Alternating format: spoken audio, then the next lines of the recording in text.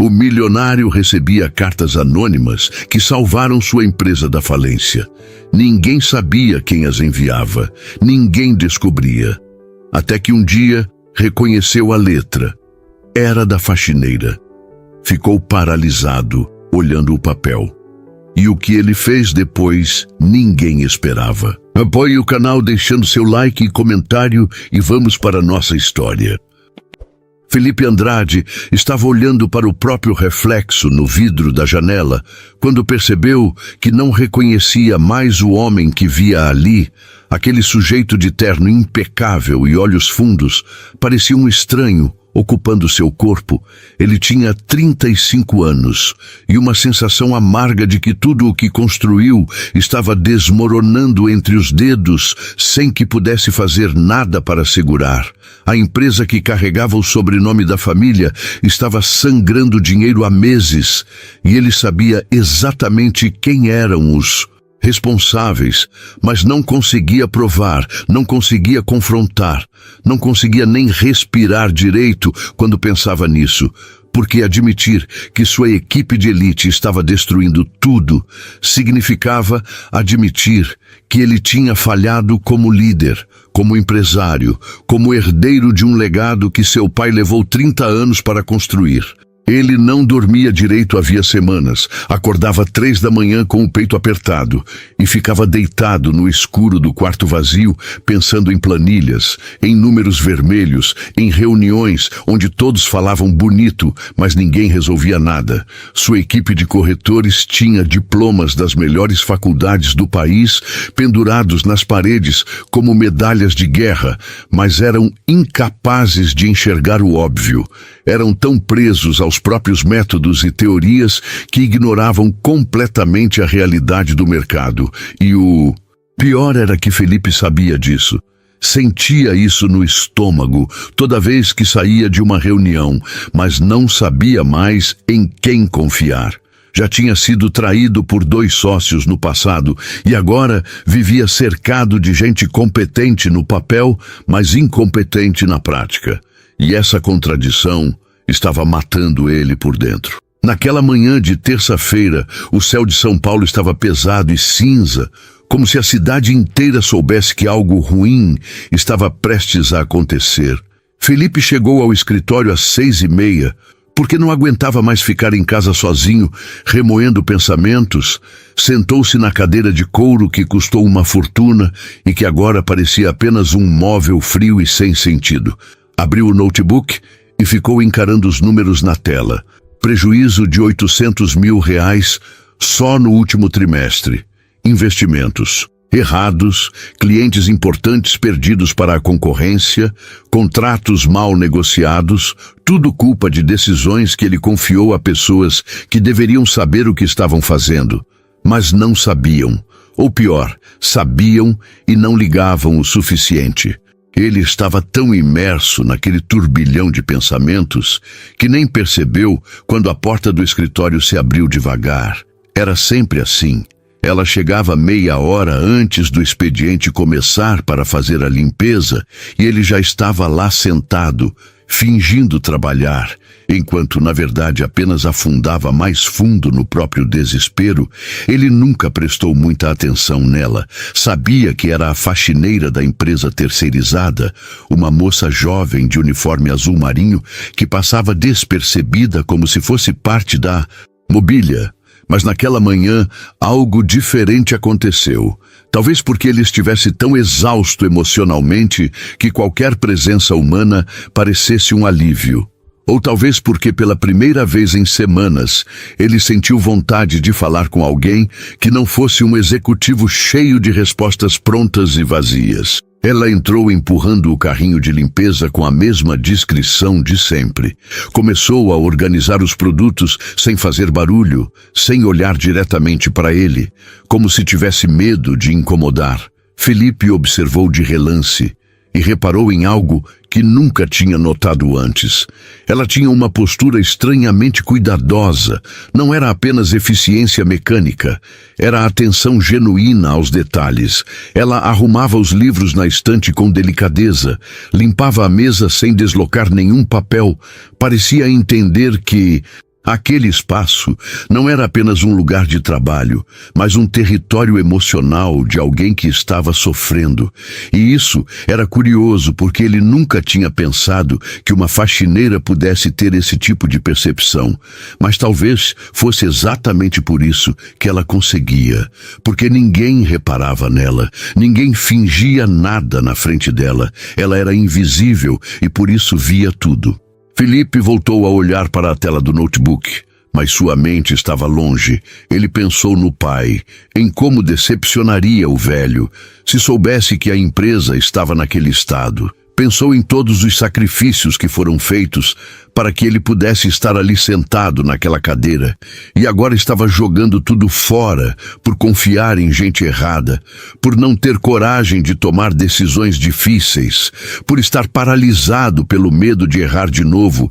Ele sentiu um aperto na garganta e precisou engolir seco para não deixar a emoção transbordar. Não ali. Não na frente de ninguém, nem mesmo na frente de alguém que ele considerava invisível. O telefone tocou, quebrando o silêncio pesado do escritório. Era Marcelo, o gerente de investimentos, um dos caras mais bem pagos da empresa e também um dos responsáveis pelo desastre financeiro. Felipe atendeu com a voz controlada, mas o estômago revirado. A conversa foi breve e frustrante, como sempre. Marcelo falava com aquela confiança irritante de quem acha que sabe tudo, mencionou mais um cliente insatisfeito, mais um contrato que não saiu como esperado, mas em nenhum momento assumiu responsabilidade. Era sempre o mercado, a concorrência, a crise. Nunca ele, nunca a equipe. Felipe desligou o telefone e ficou parado, olhando para o aparelho como se quisesse jogá-lo pela janela. Foi nesse momento que ele ouviu um som suave, quase imperceptível. Ela estava ali ainda, limpando a estante de vidro perto da janela.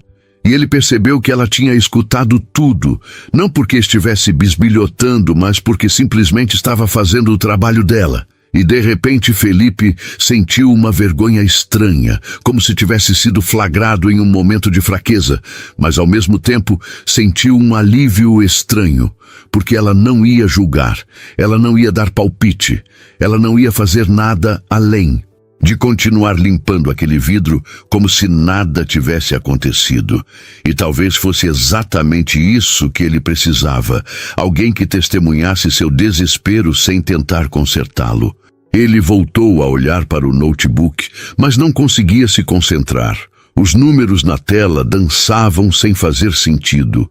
Ele pensou em desistir, em vender tudo, em começar do zero em outro lugar. Mas sabia que não tinha coragem para isso. Não depois de tudo que investiu naquela empresa, não depois de carregar o sobrenome Andrade nas costas por tanto tempo. Ele estava preso pela expectativa, preso pelo orgulho, preso pelo medo e não sabia como sair daquilo. A faxineira terminou de limpar a estante e foi até a mesinha de apoio onde ficava a garrafa térmica de café. Ela trocou a água, organizou as xícaras, fez tudo com aquela eficiência silenciosa que parecia quase invisível.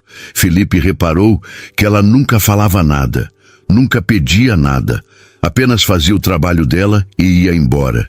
E ele se perguntou pela primeira vez como seria a vida dela, se ela também tinha problemas, se também acordava de madrugada com o coração apertado, se também se sentia presa em alguma situação sem saída, mas logo afastou esses pensamentos porque não tinha espaço na cabeça para se preocupar com a vida de ninguém além da própria. O telefone tocou de novo. Dessa vez era Renata, a diretora de compliance, outra peça fundamental no quebra-cabeça da incompetência coletiva. Felipe atendeu, já sabendo que seria mais do mesmo, mais desculpas, mais justificativas, mais promessas vazias. Ele desligou antes mesmo dela terminar de falar, jogou o celular na mesa com mais força do que pretendia e encostou a cabeça na cadeira, fechando os olhos. Estava exausto, não fisicamente, mas emocionalmente, exausto de fingir que estava tudo bem, exausto de tentar salvar algo que talvez já estivesse perdido. Quando abriu os olhos, ela ainda estava lá, agora limpando o outro lado do escritório, e ele percebeu que ela se movia de um jeito diferente das outras pessoas que passavam por ali. Não tinha pressa, não tinha ansiedade, parecia estar completamente presente naquilo que fazia.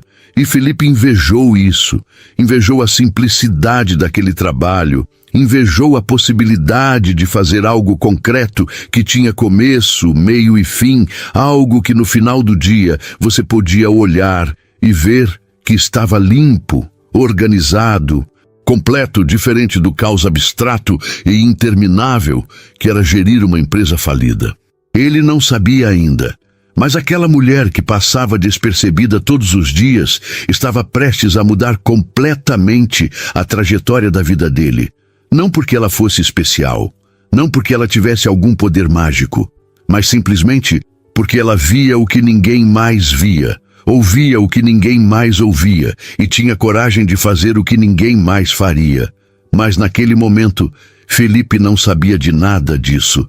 Naquele momento ele só sabia que estava afundando e que não tinha mais forças para pedir ajuda. Beatriz Oliveira tinha 28 anos e sabia exatamente o que era ser invisível. Não era uma metáfora bonita, nem uma comparação poética. Era a realidade prática do dia a dia de quem trabalhava limpando escritórios de gente que ganhava em um mês o que ela levaria 10 anos para juntar. Ela entrava nos ambientes corporativos como se fosse um fantasma. Ninguém a cumprimentava, ninguém perguntava como ela estava, ninguém sequer olhava diretamente para ela. E no começo isso doía muito. Mas, com o tempo, ela aprendeu a usar essa invisibilidade a seu favor. Porque quando você é invisível, pode ver e ouvir coisas que as pessoas jamais revelariam se soubessem que alguém estava prestando atenção. Ela chegava todos os dias às 6:30 da manhã na sede da Andrade Investimentos, meia hora antes do expediente oficial começar, empurrava o carrinho de limpeza pelos corredores vazios, sentindo o cheiro de café recém-passado, misturado com o aroma artificial de produtos de limpeza, subia até o 23º andar, onde ficava o escritório do dono da empresa, Felipe Andrade, um homem que ela via quase todos os dias, mas que provavelmente não saberia dizer a cor dos olhos dela se alguém perguntasse e estava tudo bem. Ela não esperava ser notada. Não estava ali para fazer amigos nem impressionar ninguém. Estava ali para pagar as contas, sustentar a mãe que tinha problemas de saúde e tentar sobreviver em uma cidade que não dava trégua para quem nascia sem sobrenome importante. Mas Beatriz tinha um segredo que ela guardava como se fosse um tesouro escondido. Ela era apaixonada pelo mundo dos negócios. Sempre foi, desde adolescente, quando assistia programas de economia na televisão, enquanto os amigos preferiam novelas.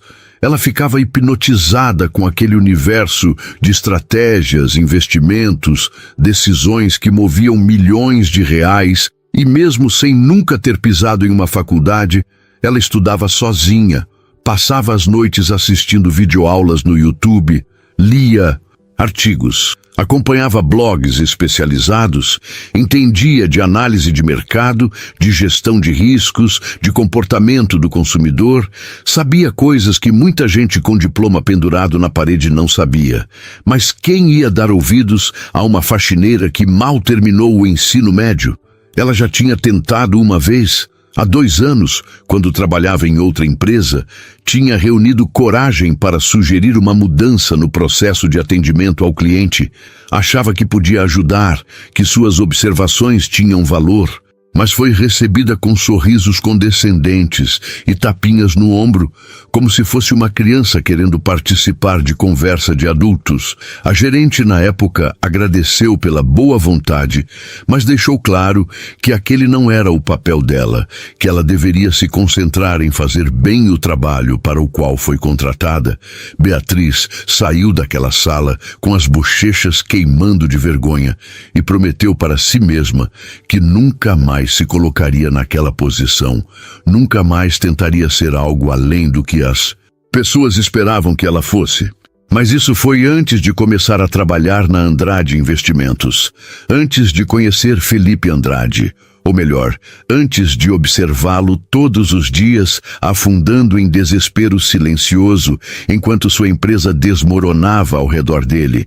Ela não precisava de muito para entender o que estava acontecendo. Bastava ouvir as ligações que ele recebia logo cedo, os gritos abafados, as conversas tensas com a equipe. Ela ouvia tudo enquanto limpava as estantes, trocava na água do bebedouro, organizava os livros e ia juntando as peças do quebra-cabeça. A empresa estava sangrando dinheiro, os investimentos estavam indo para o ralo, os clientes estavam insatisfeitos e a equipe de elite que deveria resolver tudo isso estava completamente perdida, presos em metodologias ultrapassadas e orgulho profissional que não deixava ninguém admitir os próprios erros. Beatriz via isso com uma clareza assustadora. Via exatamente onde estavam errando, quais decisões estavam sendo tomadas na hora errada, quais oportunidades estavam sendo desperdiçadas. Ela passava horas da noite pesquisando sobre o mercado em que a Andrade Investimentos atuava, estudando os concorrentes, analisando tendências, e quanto mais estudava, mais tinha certeza de que sabia como ajudar. Mas como? Como uma faxineira ia chegar para um empresário milionário e dizer que tinha soluções para problemas que uma equipe inteira de especialistas não conseguia resolver? Ela seria ridicularizada, humilhada, provavelmente perderia o emprego e não podia se dar ao luxo de ficar desempregada, não com a mãe dependendo dela, não com as contas se acumulando no fim do mês. Foi numa quinta-feira que ela teve a ideia. Estava limpando o escritório de Felipe, como sempre. Ele tinha saído para uma reunião e deixado a mesa bagunçada com papéis espalhados, relatórios impressos, gráficos que mostravam a queda brutal no faturamento. Ela parou por um instante olhando para aqueles documentos e sentiu uma pontada no peito. Era frustrante saber que podia ajudar e não poder fazer nada, mas então pensou: e se ela pudesse ajudar sem que ninguém soubesse que era ela? E se pudesse dar as sugestões de forma anônima, sem expor quem era, sem arriscar o emprego, sem se colocar em posição de vulnerabilidade? A ideia pareceu maluca no começo, mas quanto mais pensava, mais fazia sentido. Ela podia escrever cartas detalhadas com análises e sugestões, deixar discretamente na mesa dele antes de ir embora. Ele ia achar que era de alguém da equipe, alguém com credenciais para ser levado a sério. E talvez, só talvez, ele seguisse as orientações. E se desse certo, poderia salvar a empresa, e se salvasse a empresa, salvaria também o emprego dela e de tantas outras pessoas que dependiam daquele lugar. Era um risco pequeno comparado ao benefício que podia trazer. Naquela noite, Beatriz mal conseguiu dormir. Ficou deitada na cama apertada do quarto minúsculo que dividia com a mãe, ouvindo a respiração pesada dela do outro lado, pensando em cada palavra que ia escrever. Tinha que ser convincente. Tinha que ser técnico o suficiente para ser levado a sério, mas não tão rebuscado a ponto de parecer falso. Tinha que demonstrar conhecimento profundo, sem soar arrogante.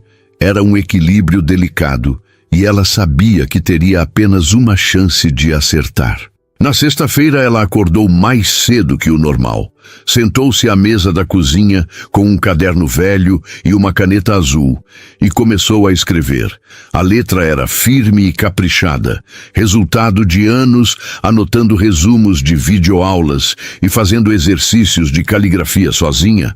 Ela escreveu sobre a falha na estratégia de captação de clientes, sobre como a concorrência estava oferecendo taxas mais competitivas e atendimento personalizado, enquanto a Andrade Investimentos mantinha um modelo engessado e, distante, sugeriu mudanças pontuais, práticas, que poderiam ser implementadas rapidamente sem grandes custos, e terminou a carta com uma frase simples mas direta: às vezes, as melhores soluções vêm de quem observa de fora. Ela releu 3 vezes, fez pequenos ajustes e, quando finalmente se deu por satisfeita, dobrou o papel com cuidado e guardou na bolsa. O coração batia acelerado enquanto pegava o ônibus para o trabalho. Estava nervosa, com medo de ser descoberta, com medo de que a carta fosse ignorada ou, pior, ridicularizada, mas também sentia uma empolgação estranha, uma sensação de estar fazendo algo que importava, algo que tinha propósito além de apenas passar pano no chão e esvaziar lixeiras. Chegou ao escritório às 6h30, como sempre. Subiu até o 23º andar. Entrou na sala de Felipe, que ainda estava vazia e silenciosa. Colocou a carta cuidadosamente em cima da agenda dele, bem no centro da mesa, onde não passaria despercebida, e saiu rapidamente antes que alguém aparecesse. Voltou para o corredor, empurrando o carrinho de limpeza com as mãos tremendo. Não sabia se tinha feito a coisa certa, não sabia se aquilo ia dar em alguma coisa, mas pelo menos tinha tentado.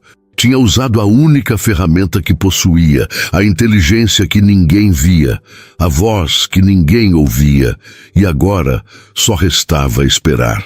Quando Felipe chegou meia hora depois, ela estava limpando a sala de reuniões ao lado. Conseguia vê-lo através da porta entreaberta. Viu quando ele entrou, quando pendurou o paletó no encosto da cadeira, quando pegou a carta e franziu a testa confuso. Viu quando ele abriu e começou a ler, e sentiu o estômago revirar de ansiedade. Ele leu devagar, voltou para o começo, leu de novo, e Beatriz ficou ali parada, fingindo passar pano na mesa, mas com todos os sentidos voltados para aquele homem do outro lado da parede, tentando decifrar pela expressão dele se tinha feito algo bom ou se tinha cometido o maior erro da vida.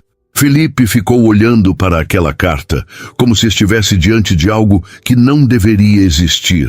A letra era firme e elegante, cada palavra escolhida com precisão cirúrgica. Não havia rodeios nem enfeites desnecessários. Era objetiva e direta, mas ao mesmo tempo carregava uma delicadeza quase pessoal, como se quem tivesse escrito realmente se importasse com o destino da empresa. Ele leu uma vez, depois outra, e na terceira vez sentiu algo estranho acontecer dentro dele, uma mistura de alívio e desconfiança, porque finalmente alguém estava falando exatamente o que ele vinha pensando há meses, mas não conseguia articular sozinho. Alguém tinha visto os mesmos problemas que ele via, tinha chegado às mesmas conclusões, mas diferente dele, essa pessoa tinha coragem de colocar no papel e oferecer soluções concretas. Ele virou a folha procurando uma assinatura, um nome, qualquer pista de quem poderia ter escrito aquilo. Mas não havia nada, apenas as palavras finais que diziam que as melhores soluções vinham de quem observava de fora. E isso o intrigou profundamente. Quem na empresa estaria observando de fora? Quem teria essa visão periférica, mas ao mesmo tempo esse conhecimento técnico tão apurado? Ele imediatamente pensou em Marcelo, o gerente de investimentos. Talvez ele tivesse finalmente acordado para a realidade e resolvido assumir responsabilidade. Ou quem sabe Renata, a diretora de compliance, sempre tão calculista e estratégica, podia ser um movimento político dela para ganhar mais espaço na hierarquia. Felipe pegou o telefone e discou para Marcelo. A voz do outro lado atendeu com aquele entusiasmo forçado de quem ainda não tomou café. E Felipe foi direto ao ponto. Perguntou se ele tinha deixado algum relatório ou sugestão na mesa dele naquela manhã. Marcelo ficou em silêncio por alguns segundos e depois respondeu que não tinha ideia do que Felipe estava falando. Parecia genuinamente confuso. Felipe agradeceu e desligou. Depois ligou para Renata, para Eduardo da área comercial, para Patrícia do financeiro, para todos os executivos que poderiam ter acesso ao escritório dele, e a resposta foi sempre a mesma. Ninguém sabia de nada, ninguém tinha deixado carta nenhuma. Isso deveria tê-lo deixado ainda mais desconfiado, Mas, na verdade, teve o efeito contrário, porque se ninguém da cúpula tinha escrito aquilo, significava que a carta vinha de alguém que realmente estava observando de fora. Alguém que não tinha interesse em disputas de poder nem em aparecer. Alguém que só queria ajudar. E Felipe não conseguia lembrar a última vez que alguém tinha feito algo por ele sem esperar nada em troca. Aquilo mexeu com ele de uma forma que não esperava. Tocou numa ferida que ele nem sabia que estava aberta. A ferida da solidão absoluta de quem não confia mais em ninguém. Ele voltou a ler a carta pela 4ª vez, e dessa vez prestou atenção nas sugestões práticas. Eram 3 pontos principais. O primeiro era sobre reestruturar a abordagem, com clientes oferecendo pacotes personalizados em vez de produtos padronizados. O segundo era sobre rever as taxas de administração que estavam acima da média do mercado e afastando novos investidores. E o terceiro era sobre criar um canal direto de comunicação onde clientes pudessem tirar dúvidas sem precisar passar por intermediários que muitas vezes não tinham respostas. Eram sugestões simples, quase óbvias quando você parava para pensar, mas que de alguma forma toda a equipe de especialistas tinha ignorado completamente, presos em protocolos e teorias que funcionavam no papel, mas não na vida real. Felipe passou o resto da manhã trancado no escritório, analisando cada ponto levantado na carta.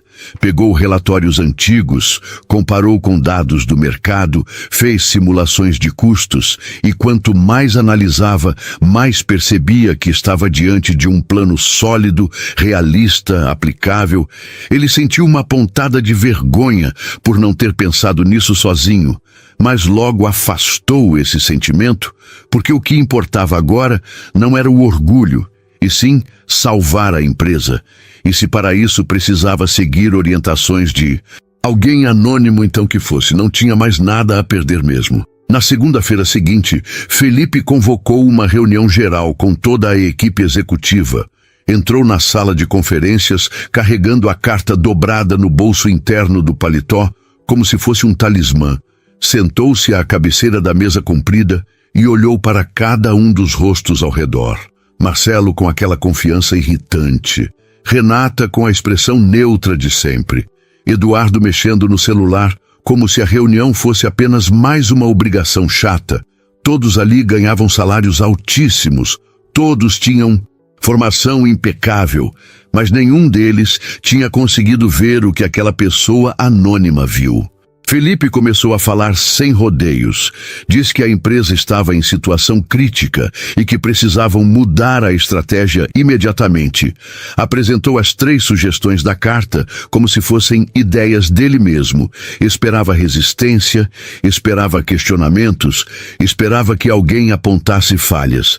Mas, para sua surpresa, a reação foi de aceitação quase imediata.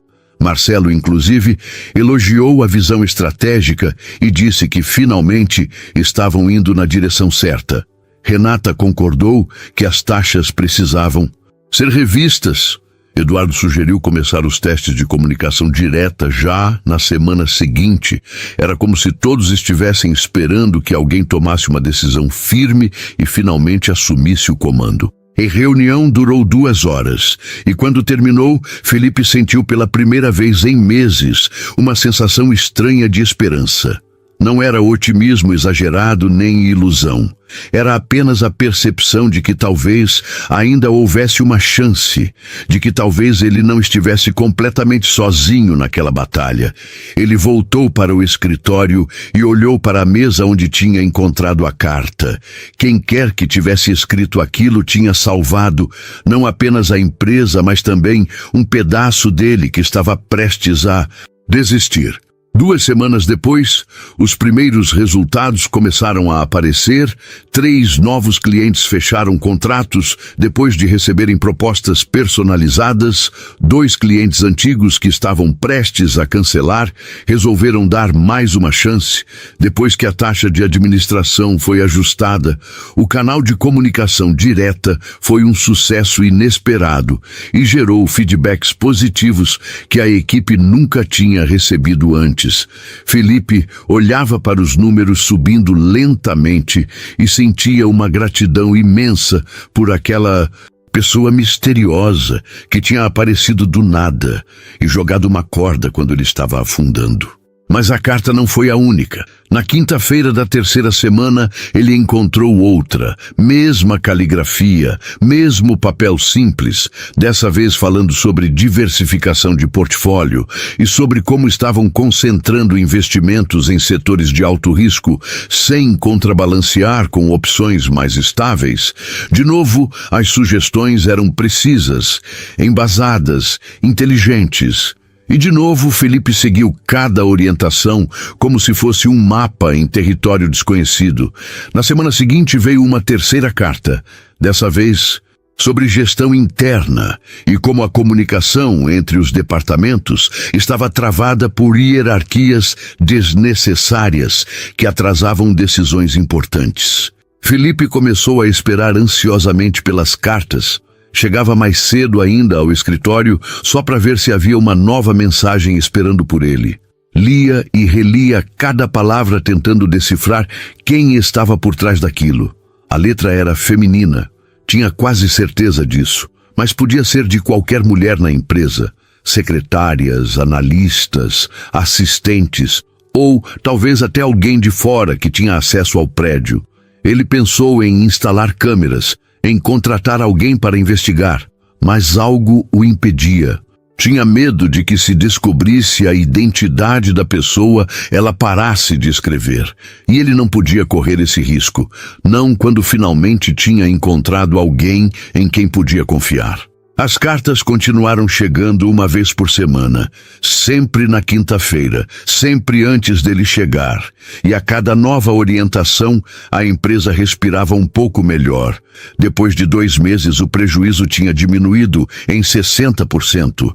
Depois de 3 meses, estavam praticamente no 0 a 0. Depois de 4 meses, tiveram o primeiro lucro em quase 1 ano. A equipe estava eufórica. Achavam que Felipe tinha tido uma virada de genialidade estratégica. Ele deixava que pensassem isso porque não sabia. Como explicar a verdade?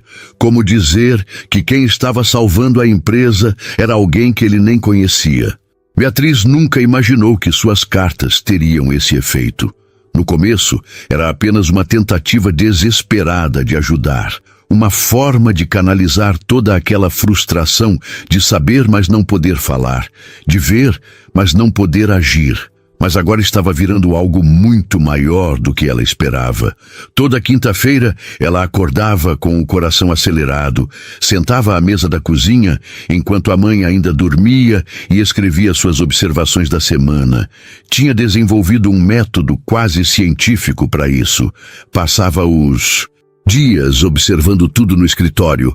Anotava mentalmente as conversas que ouvia, os problemas que Felipe mencionava nas ligações, as reclamações dos clientes, as falhas nos processos. E à noite em casa, transformava tudo aquilo em análises estruturadas e sugestões práticas. Ela sabia que estava pisando em terreno perigoso. Cada carta que deixava na mesa dele era um risco calculado. Bastava alguém desconfiar. Bastava uma câmera que ela não tivesse notado. Bastava Felipe resolver investigar a fundo e tudo desmoronaria. Ela perderia o emprego, seria humilhada, talvez até processada por invasão de privacidade ou algo do tipo. Mas mesmo sabendo disso, não conseguia parar. Porque pela primeira vez na vida, sentia que estava fazendo diferença real, que sua inteligência importava, que ela importava, mesmo que ninguém soubesse que era ela. O mais surpreendente era ver Felipe mudando. Ela observava isso todos os dias enquanto limpava o escritório. Ele, que antes chegava com os ombros curvados e expressão derrotada, agora entrava com a postura mais ereta, a voz mais firme nas ligações. Até o jeito de andar pelo corredor tinha mudado. Ele não estava mais apenas sobrevivendo, estava comandando de verdade, tomando decisões com segurança. E Beatriz sabia que parte disso era mérito das orientações que ela dava, mas a maior parte era dele. Mesmo redescobrindo a confiança que tinha perdido, ela só tinha acendido a faísca. O fogo era todo dele. Numa manhã de quinta-feira, ela estava terminando de limpar a sala de reuniões, quando ouviu vozes vindo do escritório de Felipe. A porta estava entreaberta e ela reconheceu a voz de Marcelo, o gerente de investimentos. Ele falava num tom eufórico sobre os resultados do último trimestre, sobre como tinham conseguido reverter uma situação que parecia impossível. E então disse algo que fez o coração de Beatriz quase parar. Disse que queria parabenizar pessoalmente quem tinha tido aquelas ideias brilhantes, que certamente tinha sido trabalho de equipe, mas que alguém merecia os créditos. Felipe respondeu algo que ela não conseguiu ouvir direito, mas pelo tom de voz parecia desconfortável. Ela ficou ali parada, segurando o pano de limpeza com força, sentindo um medo súbito tomar conta dela. E se Felipe resolvesse convocar todos para descobrir quem estava mandando as cartas? E se ele montasse uma investigação interna? Ela sabia que não podia correr esse risco. Tinha que ser mais cuidadosa, mais discreta, talvez até parar de escrever por um tempo, mas só de pensar nisso, sentia um vazio estranho no peito, porque aquelas cartas tinham se tornado a parte mais importante da semana dela. Eram a única coisa que fazia sentido numa vida que de resto era apenas repetição mecânica de tarefas que ninguém valorizava. Naquela noite, Beatriz demorou mais que o normal para escrever a próxima carta. Ficou sentada na mesa da cozinha com a caneta na mão, mas sem conseguir começar. Estava com medo. Medo de ser descoberta, medo de estragar tudo, medo de perder não apenas o emprego, mas também aquela conexão estranha que tinha desenvolvido com Felipe através das palavras escritas. Era uma conexão unilateral. Ela sabia, ele nem imaginava quem ela era, mas mesmo assim, significava alguma coisa, significava que ela existia. Para alguém além dela mesma, mesmo que fosse de forma invisível.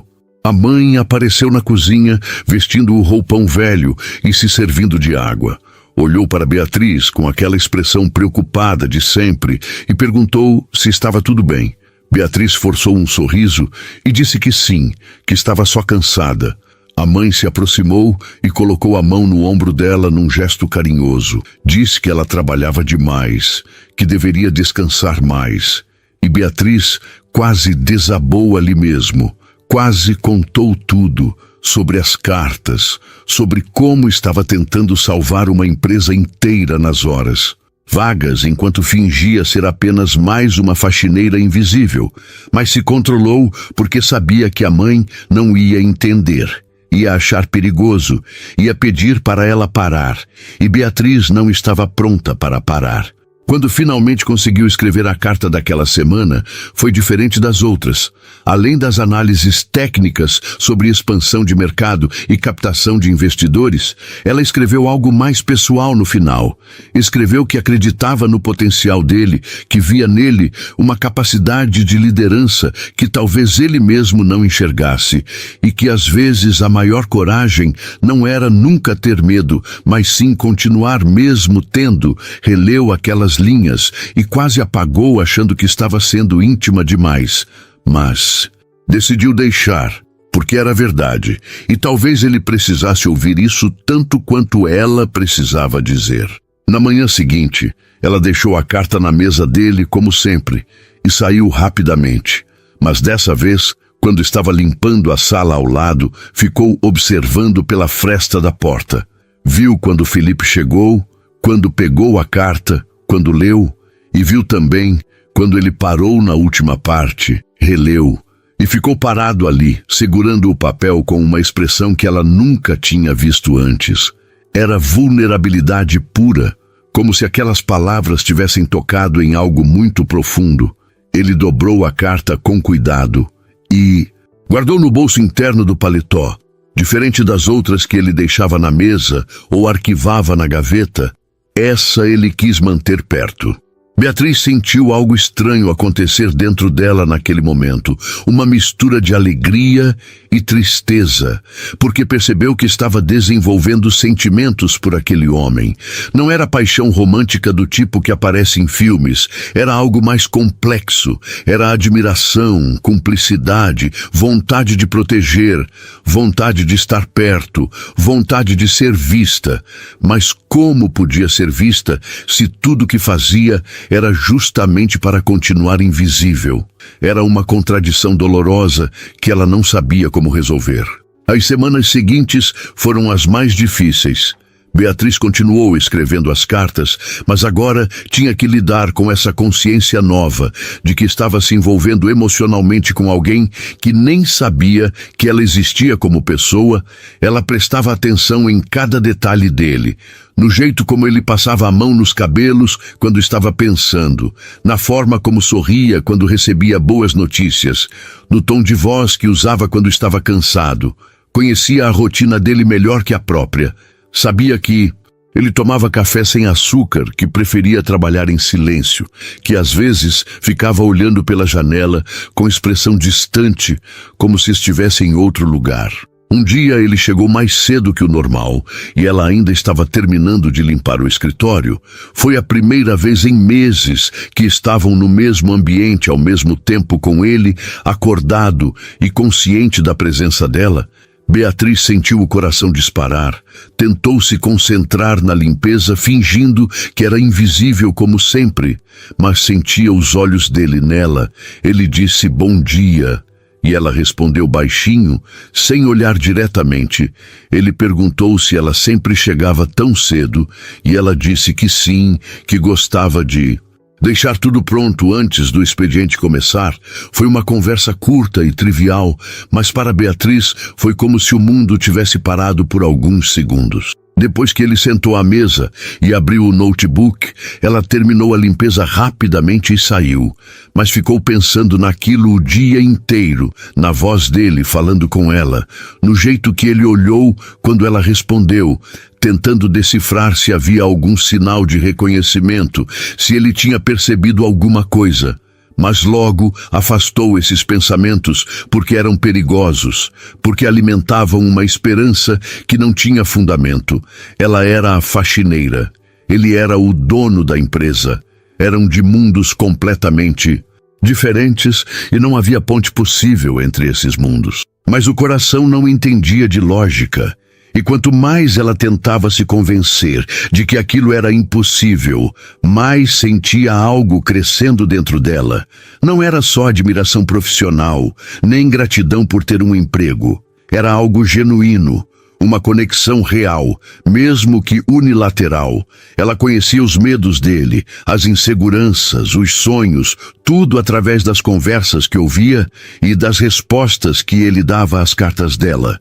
Conhecia a alma daquele homem de uma forma que provavelmente ninguém mais conhecia, e isso criava uma intimidade estranha, assimétrica, mais profunda. Felipe estava sentado à mesa do escritório numa tarde de terça-feira, quando o telefone tocou. Era um cliente importante, querendo confirmar os detalhes de um contrato que seria assinado na semana seguinte. A conversa foi rápida e ele precisou anotar um endereço. Procurou uma caneta na mesa, mas não encontrou nenhuma. Olhou ao redor e viu que a faxineira estava ali perto organizando os livros na estante. Ele nem pensou duas vezes. Apenas chamou ela num gesto automático. Pediu que pegasse uma caneta na mesa do outro lado da sala. Ela parou o que estava fazendo e foi buscar. Trouxe a caneta até ele e Felipe ainda estava ao telefone ouvindo as instruções do cliente. Então fez algo que mudaria tudo. Pediu que ela anotasse o endereço. Beatriz sentiu o mundo desacelerar naquele momento. Ele estava estendendo um papel para ela, esperando que ela escrevesse, e ela sabia exatamente o que aquilo significava. Sabia que a letra dela seria exposta, a mesma letra que ele vinha lendo toda quinta-feira há meses. A letra que salvou a empresa dele, a letra que ele provavelmente já conhecia de cor, mesmo sem saber de quem era. Ela pegou o papel com a mão tremendo imperceptivelmente, segurou a caneta tentando controlar o nervosismo e anotou o endereço que ele repetiu devagar. Rua Barão de Itapetininga, 234, 8º andar. Ela escreveu cada palavra com a mesma caligrafia firme e caprichada de sempre, porque não sabia escrever de outro jeito. Era a letra dela, a única que tinha. Felipe agradeceu ao cliente e desligou o telefone. Pegou o papel da mão dela sem realmente olhar, guardou no bolso do paletó enquanto já pensava em outra coisa. Beatriz saiu dali sentindo as pernas bambas, voltou para o corredor empurrando o carrinho de limpeza, mas mal conseguia respirar direito. Tinha acabado de assinar a própria sentença, tinha entregado a única pista que faltava, e agora era só questão de tempo até ele juntar as peças. Ela pensou em fugir, em não voltar no dia seguinte, em desaparecer antes que a humilhação viesse, mas sabia que não podia fazer isso. Precisava do emprego, precisava do dinheiro e, mais que tudo, não conseguia abandonar aquilo que tinha construído, mesmo sabendo que estava prestes a desmoronar. Felipe passou o resto do dia em reuniões, almoçou com investidores, revisou contratos, atendeu ligações.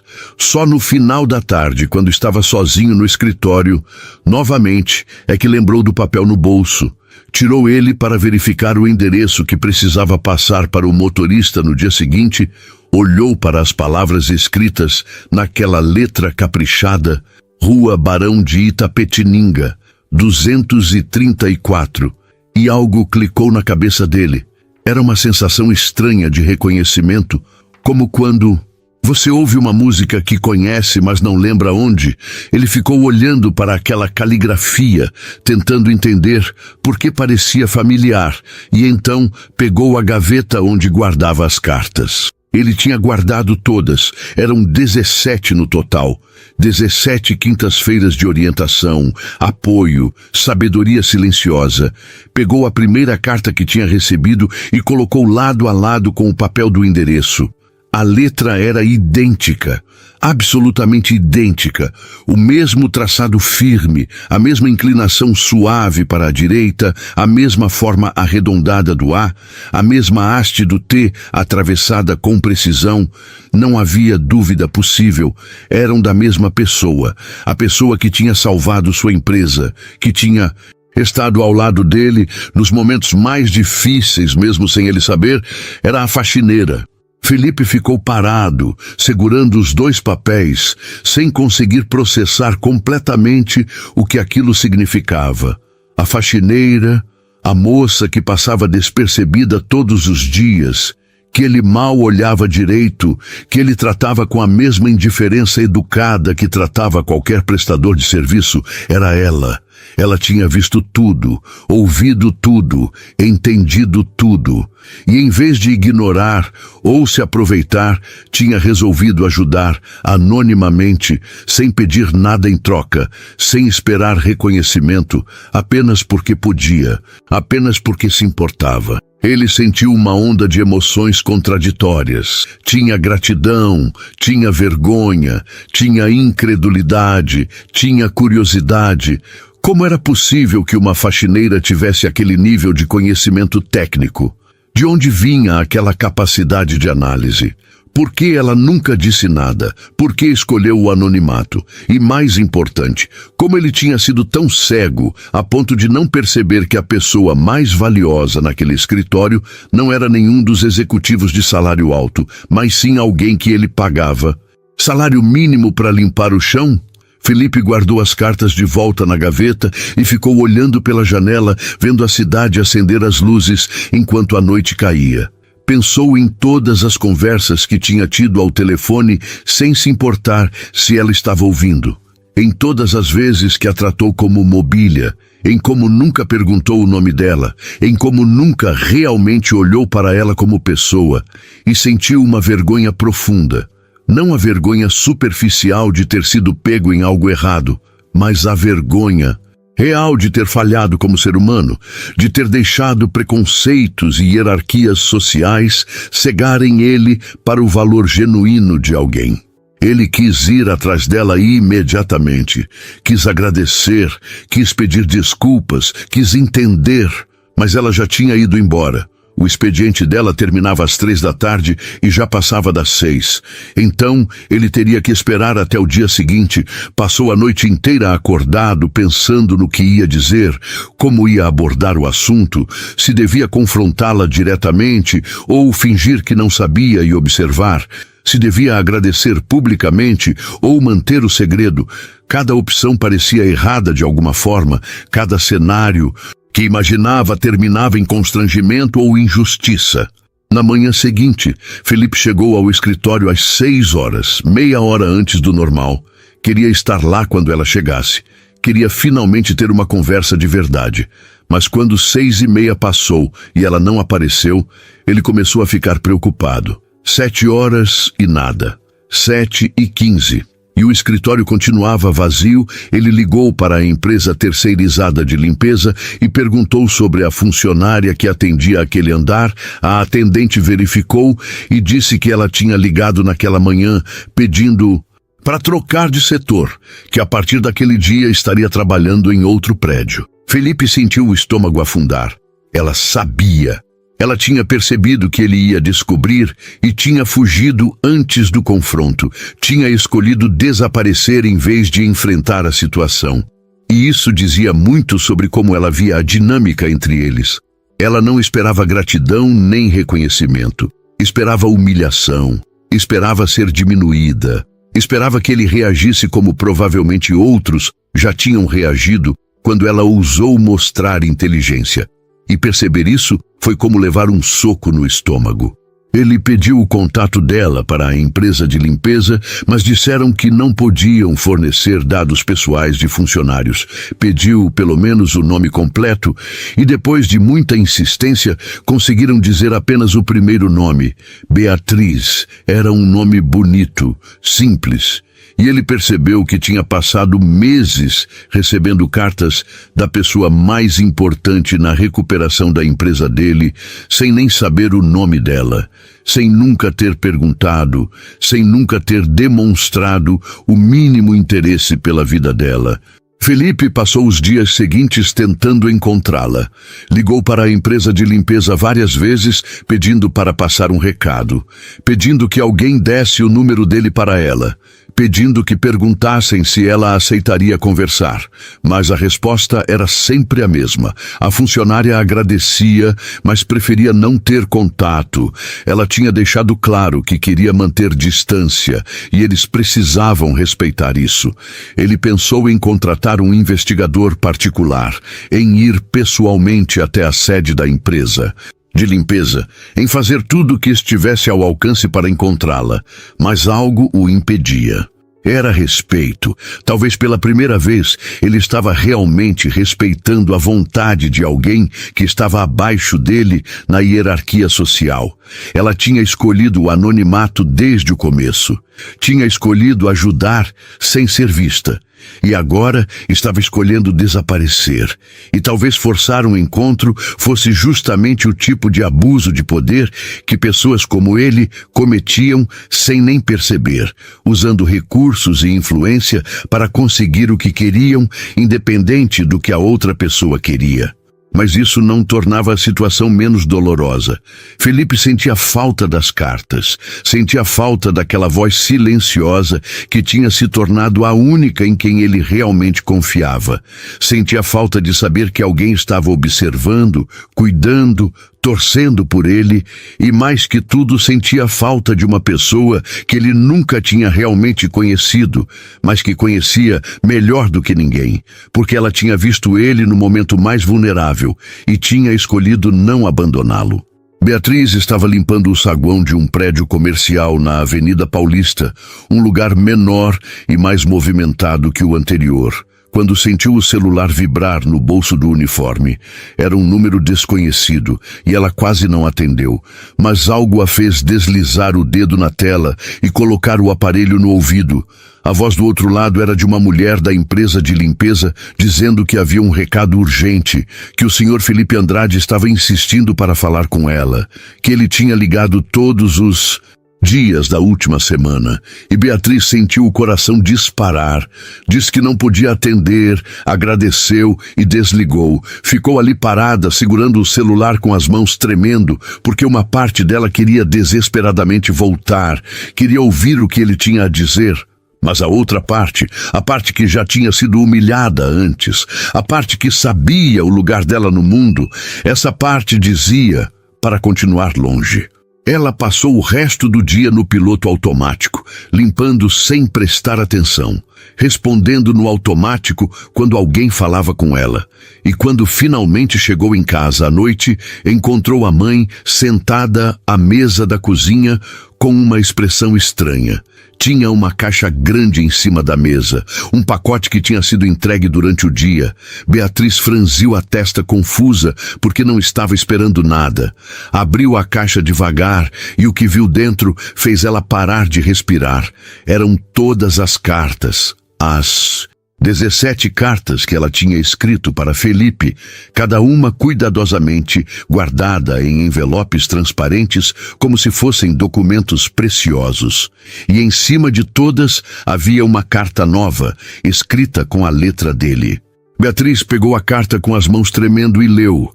A letra era firme, mas carregava uma emoção palpável. Ele começava pedindo desculpas. Desculpas por nunca ter visto ela de verdade, por ter tratado como invisível alguém que era extraordinário, por ter deixado preconceitos cegarem ele para o valor genuíno dela. Dizia que tinha passado os últimos dias tentando entender como pôde ser tão cego, tão arrogante, tão preso em hierarquias artificiais que não significavam nada diante do que realmente importava, que era caráter, inteligência, generosidade, tudo o que ela tinha demonstrado sem pedir nada em troca. Ele escreveu que guardou cada carta como se fosse um tesouro, porque eram exatamente isso. Que nas noites mais difíceis relia as palavras dela tentando encontrar força, que a voz silenciosa dela tinha se tornado a única em quem ele confiava completamente, e que descobrir que aquela voz pertencia a alguém que ele tinha ignorado todos os dias foi a lição mais dura e necessária da vida dele.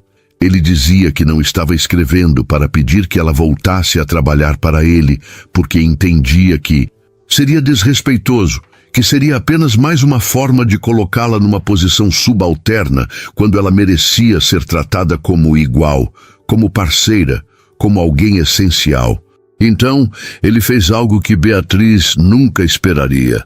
Ofereceu uma sociedade, disse que queria formalizar o que já era verdade, que ela tinha sido fundamental na recuperação da Andrade Investimentos e merecia participação nos lucros, merecia reconhecimento oficial, merecia ter voz ativa nas decisões. Ele anexou documentos à carta, propostas contratuais elaboradas por advogados, tudo legitimamente estruturado para que ela se tornasse sócia minoritária da empresa, com salário compatível, benefícios completos e, o mais importante, respeito. Beatriz leu e releu aquela carta, sentindo lágrimas escorrerem pelo rosto sem conseguir controlar.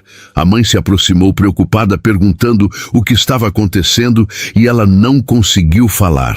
Apenas entregou a carta para a mãe ler e viu a expressão da mulher mudar de preocupação para incredulidade, para alegria. A mãe abraçou ela com força, sussurrando que sempre soube que a filha era especial, que sempre acreditou que um dia o mundo ia reconhecer isso, e Beatriz chorou ali no colo da mãe, soltando anos de frustração, de invisibilidade, de sentir que tinha tanto a oferecer, mas ninguém queria ouvir. Mas junto com o alívio vinha o medo. Medo de que fosse bom demais para ser verdade. Medo de que houvesse alguma armadilha. Medo de não estar à altura das expectativas. Ela pegou o celular e ficou olhando para o número que a empresa tinha passado, o número direto de Felipe. Ficou ali parada por longos minutos, tentando reunir coragem, até que finalmente discou. Ele atendeu no primeiro toque como se estivesse esperando, e a voz dele do outro lado era carregada de uma ansiedade que ela nunca tinha. Ouvido antes, ele perguntou se ela tinha recebido a caixa, e ela disse que sim, com a voz embargada. Houve um silêncio longo do outro lado, e então ele disse: "Por favor, me dá uma chance de fazer isso direito, de te tratar como você merece, não como funcionária, mas como parceira, como alguém que eu admiro profundamente." Ele disse que entendia se ela não confiasse, que entendia se achasse que era tarde demais, mas que precisava pelo menos tentar, precisava mostrar que tinha aprendido, que tinha mudado, que ela tinha mudado ele. Beatriz sentiu o peito apertar ouvindo aquelas palavras, porque eram exatamente o que ela precisava ouvir, mas nunca achou que ouviria. Ela disse que precisava pensar, que não podia tomar uma decisão daquelas de uma hora para outra. E ele respondeu que esperaria o tempo que fosse necessário, que ela merecia ter certeza, que merecia tomar a decisão certa para ela e não para agradar ninguém. Eles desligaram e Beatriz ficou sentada à mesa da cozinha, olhando para os documentos espalhados à sua frente.